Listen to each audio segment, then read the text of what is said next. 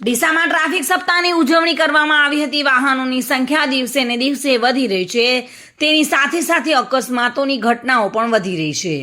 તો મોટાભાગે ટ્રાફિકના નિયમોનું ચુસ્ત પાલન ન થતાં આવા અકસ્માતોની ઘટનાઓ બનતા અનેક નિર્દોષ લોકો જીવ ગુમાવી રહ્યા છે।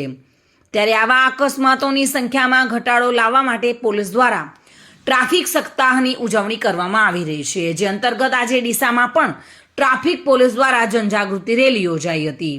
આ જનજાગૃતિ રેલી ડીસા શહેર દક્ષિણ પોલીસ મથકેથી શરૂ થઈ હતી અને શહેરના મુખ્ય માર્ગો પર ફરી હતી, જેમાં પોલીસે લોકોને ટ્રાફિકના નિયમોનું સંપૂર્ણ પાલન કરવા માટે અપીલ કરી હતી, તેમજ ટુ વ્હીલર કે અન્ય વાહન ચલાવતી વખતે મોબાઈલનો ઉપયોગ ન કરવો, બાઇક સવારોને હેલ્મેટ ફરજિયાત પહેરવું, વાહન ચાલકોએ સીટ બેલ્ટ ફરજિયાત બાંધવો, હંમેશા રોડની ડાબી સાઈડમાં જ વાહન ચલાવવું, ખોટી રીતે ઓવરટેક ન કરવું સહિતના નિયમો અંગે લોકોને માહિતગાર પણ કર્યા હતા।